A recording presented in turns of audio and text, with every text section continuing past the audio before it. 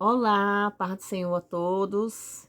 Que o dia de vocês possam ser abençoado e cheio da graça de Deus, amém? Porque se nós não nos enchermos da graça de Deus, nós não temos paz. Então, que Deus possa abençoar e encher a vida de vocês de paz, de bonança, de prosperidade.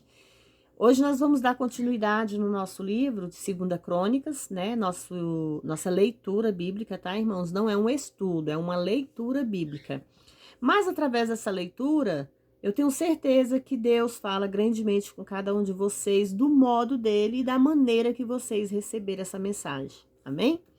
Hoje nós vamos no capítulo 22, que fala sobre o perverso Acásias reina sobre Jerusalém. Versículo 1. E os que moravam em Jerusalém fizeram rei em lugar de Jeroboão. Acásias, seu filho mais novo, porque a tropa que tinha vindo com árabes ao campo tinha matado todos os mais velhos, e por isso reinou Acásias, filho de Jeorão, rei de Judá. Quando Acásias começou a reinar, era da idade de 42 anos, e reinou um ano em Jerusalém, e o nome de sua mãe era Adália, filha de Uri. Também ele andou nos caminhos da casa de Acabe, porque sua mãe o aconselhava proceder impiamente, né? E quem segue os conselhos do ímpio, né, se torna ímpio também, né? Acásias seguiu o pai ímpio, Jeroão, que também andou nos caminhos ímpios de Acabe e Jezabel. A sua mãe matou todos os netos dela, exceto um, e se apoderou do trono de Judá, o qual ela ocupou durante 6 anos.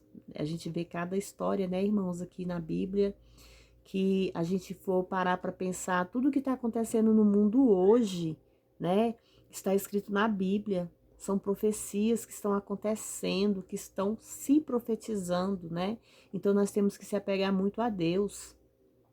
Fez, pois, o que era mal aos olhos do Senhor, como a casa de Acabe, porque depois da morte do seu pai, eles o aconselharam para sua perdição. E ele andou também nos conselhos deles, e foi à guerra com Jorão, filho de Acabe, rei de Israel, contra Azael, rei de Síria, em Remote de Gileade, onde os sírios feriram Jorão.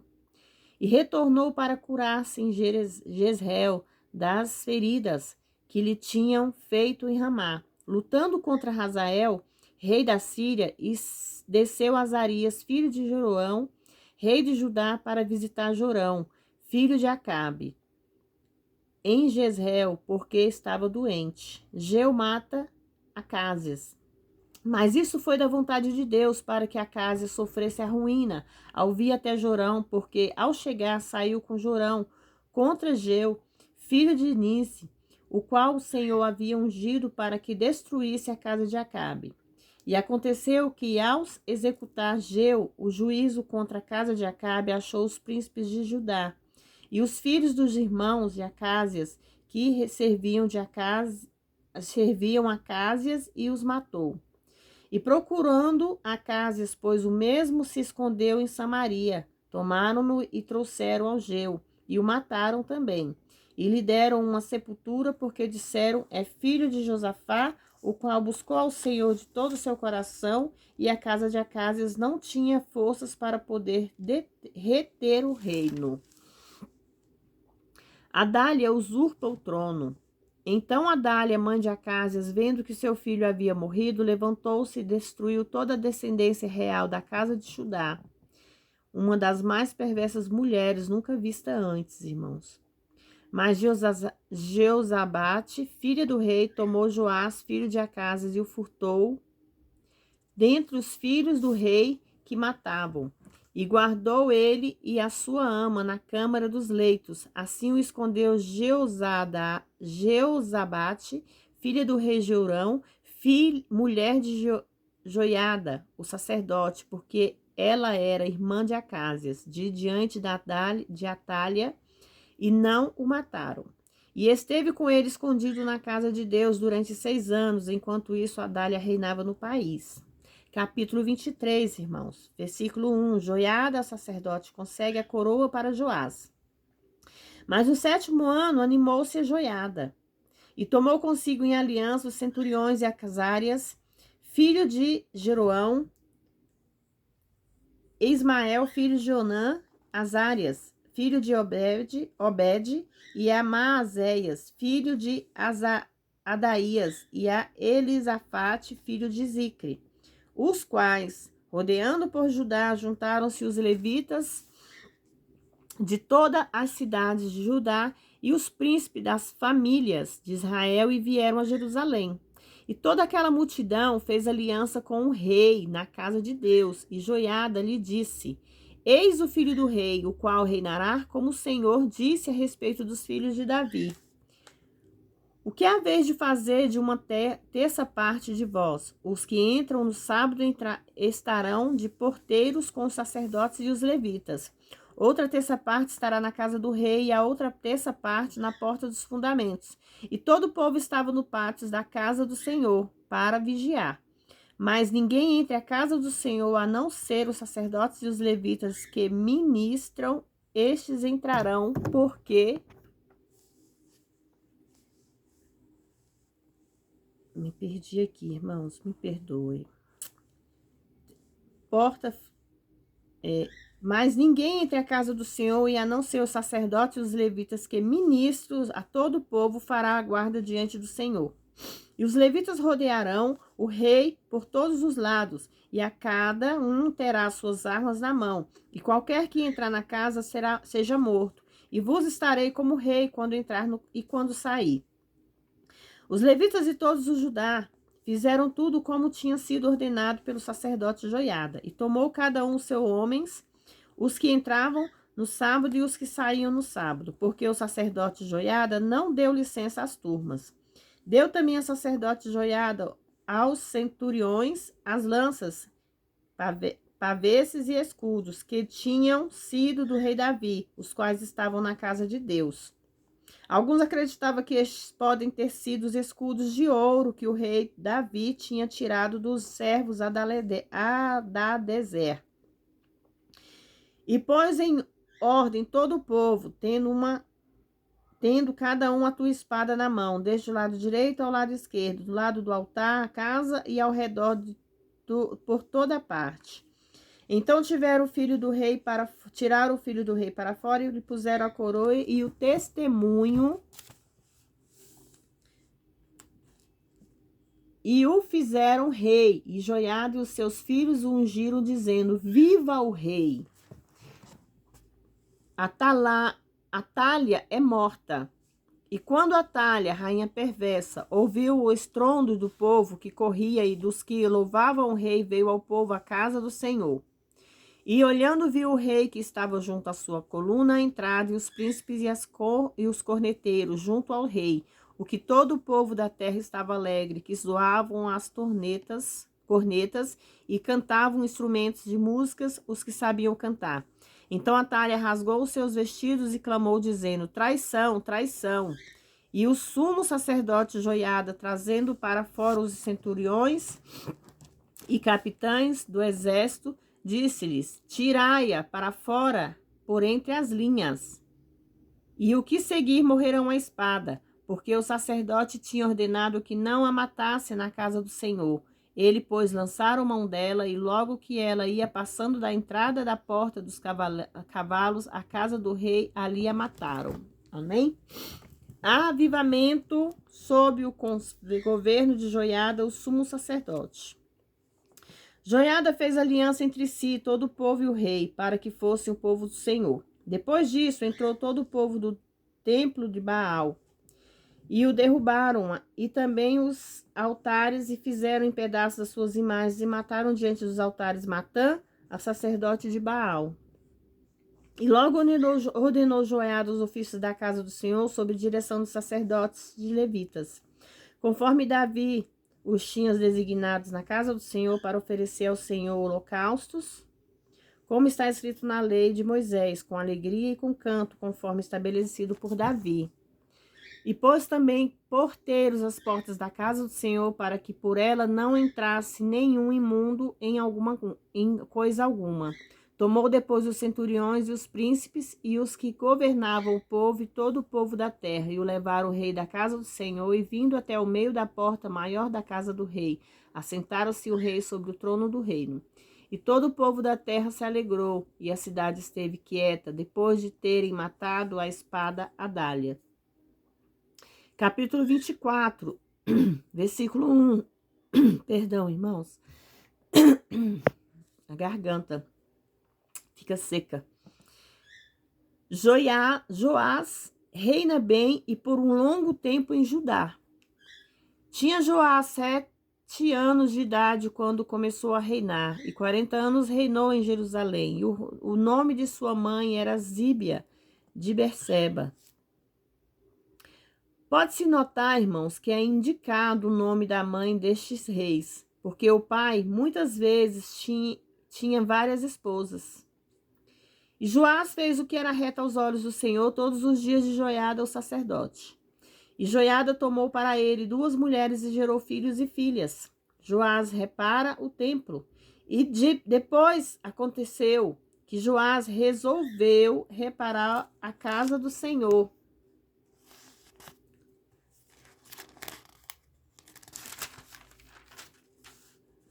E ajuntou os sacerdotes e os levitas e lhe disseram: saiam pela cidade de Judá e ajuntem dinheiro.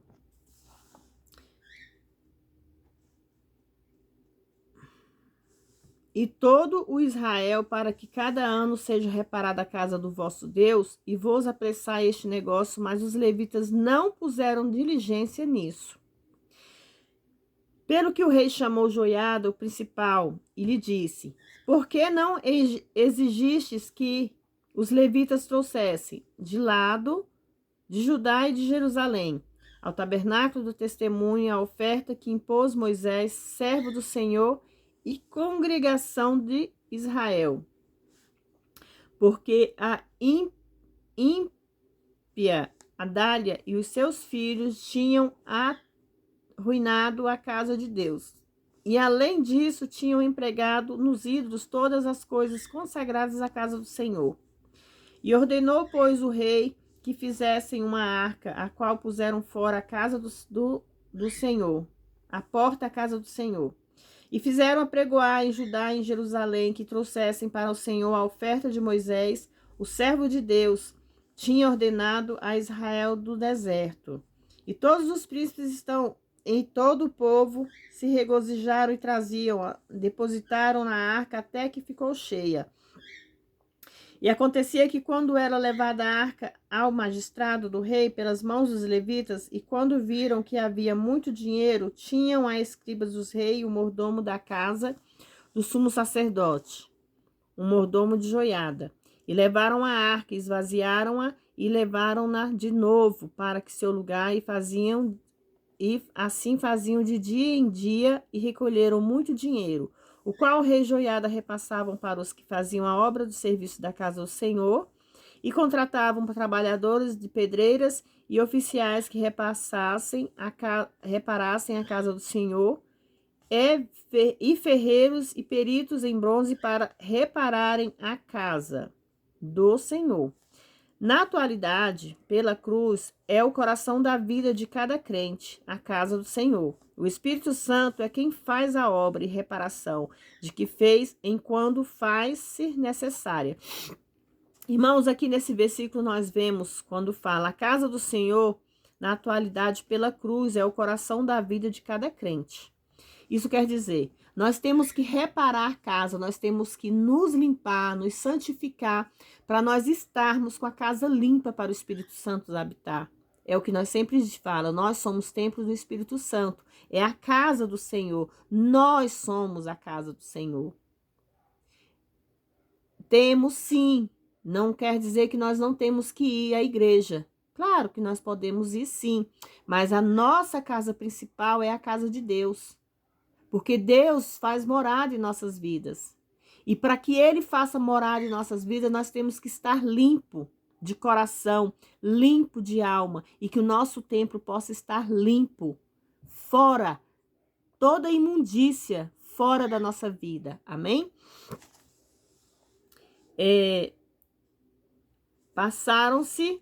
Faziam, pois, os oficiais da obra que, por suas mãos, a obra de restauração fosse crescendo, e restituíram à casa de Deus a sua conciliação e a reforçaram. E quando acabaram, trouxeram o que restava do dinheiro ao rei e a joiada, e fizeram dele utensílios para a casa do Senhor, utensílios para ministrar as ofertas, colheres, vasos de ouros e de prata, e sacrificaram holocaustos continuamente na casa do Senhor todos os dias de Joiada. Joiada, o sumo sacerdote, morre. Mas Joiada envelheceu e morreu farto de dias. Era da idade de 130 anos quando morreu. Incrível, né, irmãos? Tem muitos ainda que até hoje, né, ainda conseguem, né, chegar à idade de 120, cento e poucos anos, né? Mas é muito raro, né, irmãos? Porque para chegar na velhice, ter enfermidades, ter preocupações, né? Deus sabe todas as coisas e o momento certo de nos levar, né? E o sepultaram na cidade de Davi, junto com os reis, porquanto tinha feito bem em Israel e para com Deus e a sua casa. Joás volta à idolatria. Estando já morto Joiada, vieram os príncipes de Judá e se prostraram diante do rei, e o rei os ouviu. E deixaram a casa do Senhor, o Deus de teus pais, e serviram aos bosques e a imagens esculpidas. E veio sobre Judá e Jerusalém grande ira por causa deste seu pecado. Irmãos, eram os príncipes de Judá, durante essa época, que guiavam o povo ao pecado e à apostasia. Normalmente, o rei era o que conduzia os príncipes e o povo a desviar-se da lei do Senhor. Mas aqui não. A ira de Deus sempre virá sobre o pecado. Deus não tolera o pecado, não importa de que tipo nem de que tamanho, porquanto a mensagem é: a única escolha de todos é aceitar a ira que veio sobre Cristo na cruz do Calvário, a qual veio sobre ele por causa de nossos pecados, e não dos seus, porque ele não cometeu nenhum ou experimentou a ira de Deus sobre si mesmo. Não há outra alternativa, irmãos. Irmãos, nós vemos aqui que nós temos que entender, se Deus deu o seu único filho para que os nossos pecados fossem remidos, nós temos que entender que Deus não aceita pecado. Ele não tem que aceitar o pecado. E se nós pecarmos, e se nos redimirmos e pedir perdão a Deus, ele será misericordioso e aceitará nossas desculpas. Ele aceitará nosso perdão. Mas, se nós não nos redimirmos e continuarmos na estrada do pecado, Deus não é obrigado a nos perdoar, irmãos. Aqui na Bíblia diz, a ira de Deus se levanta contra os pecadores. Em toda a leitura bíblica que nós estamos fazendo, nós vemos aqui, nós estamos vendo, nós estamos lendo, nós estamos ouvindo sobre a ira de Deus sobre o pecado, a ira de Deus sobre o pecado. Por quê? Porque são aquelas pessoas daquela época que tinha tudo para viver uma vida decente, uma vida sem pecado, mas no final a tentação era maior, o inimigo vencia a força daquele povo e o povo pecava. Então nós temos que entender que o inimigo ele está ao nosso derredor. Ele está todo tempo procurando brechas para nos fazer pecar, para nos tirar da presença de Deus. Então vigie, irmãos, ore muito, busque muito, converse com Deus, tenha intimidade com Deus para que você não precise abrir brechas para o Satanás entrar em sua vida e destruir a sua felicidade. Satanás está aí para destruir a felicidade no casamento, na vida financeira, no trabalho, em casa. De todas as maneiras, o inimigo está buscando brechas. É como eu falei, irmãos, o inimigo ele não pode se levantar contra ti se não for permissão de Deus. E se Deus permitir que esse levante venha sobre nossas vidas, é porque nós fizemos algo que desagradou a Deus. Então, que nós possamos não desagradá-lo e sim buscá-lo intensamente, irmãos. Amém? E ele enviou-lhe profetas para fazê-lo voltar para ele, os quais protestaram contra eles. Não lhes deram ouvidos. Joás mata a Zacarias, o sacerdote. O Espírito de Deus revestiu Zacarias, filho de Joiada, o sacerdote. Ele mesmo agora era o sumo sacerdote, o qual, pondo-se num lugar acima do povo, disse-lhe: Assim tem dito Deus, porque transgredistes os mandamentos do Senhor, não prosperareis com isso. Porque deixastes o Senhor, também ele vos deixará. Olha aqui a frase, irmãos. Porque deixastes a Deus, ele também os deixará. Então, a partir do momento que você desiste de buscar a Deus, que você deixa Deus de lado, Deus também te deixa de lado, irmãos. Deus dá permissão para o inimigo trabalhar na sua vida. É isso o significado dessa frase. Nós temos que entender que nós temos que estar a todo momento perseverando, buscando. Não podemos desistir. Amém? Mas eles fizeram uma conspiração contra ele e o apedrejaram no átrio da casa do Senhor por mandato do rei. Não teve, pois, memória o rei Joás da beneficência que seu pai,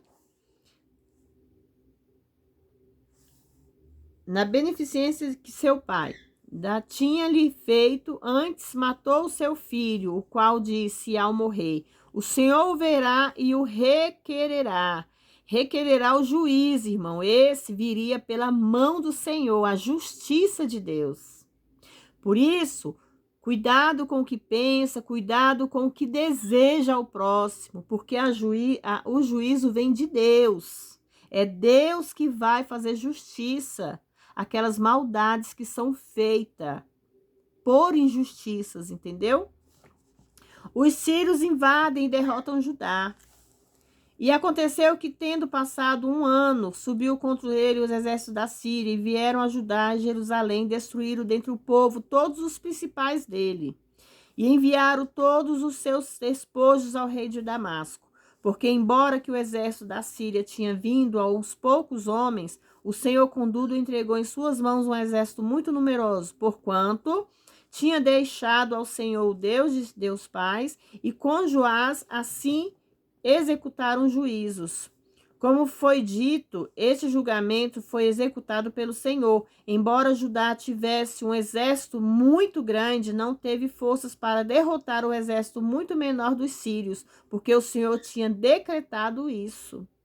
A última palavra vem de Deus. Irmãos e irmãs, a última palavra na vida de vocês vem de Deus, não vem do homem. Amém? A morte de Joás. E ao se retirarem dele, os sírios deixaram-se gravemente ferido. E conspiraram contra ele os servos por causa do sangue dos filhos de Joiada. Os sacerdotes os feriram em sua cama e o morreu. E o sepultaram na cidade de Davi, mas não sepultaram nos sepulcros dos reis.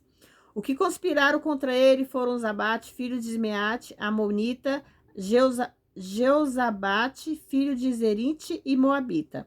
E quando os filhos e a grandeza do cargo que eles impôs é restauração da casa do Senhor, eis que estão escritos na história do livro dos reis, e reinou em seu lugar Amazias, seu filho. Irmãos, nós vemos aqui nessa leitura que o pecado, ele está sempre à espreita. O pecado, ele está sempre nos rodeando. O inimigo, quando nós damos brecha para o inimigo entrar em nossas vidas, ele traz pratos. São pratos maravilhosos, pratos lindos, pratos saborosos, né? Não quer dizer a comida, irmãos, tá? São talvez um relacionamento que Deus não permite, talvez um emprego que Deus não forneceu a você, talvez algo que você queira fazer, aí de repente aparece aquela oportunidade, mas aquela oportunidade não veio de Deus. Por isso, nós temos que orar grandemente, nós temos que buscar. Então, o que acontece, irmãos? Nós temos que entender que do pecado, Deus não se agrada. Nós temos que buscar a Deus, nós temos que estar na presença dele, nós temos que fazer o bem ao próximo. Nessa leitura bíblica que a gente estamos fazendo, nós vemos quantos reis morreram sem o perdão de Deus, morreram dentro do pecado, não tiveram suas vidas salvas. Muitos, às vezes, adoeciam, ao invés de procurar a Deus a cura, iam procurar por pessoas que não traziam, que iam ali nas imagens, que iam ali fazer trabalhos que não tinham nada a ver com Deus.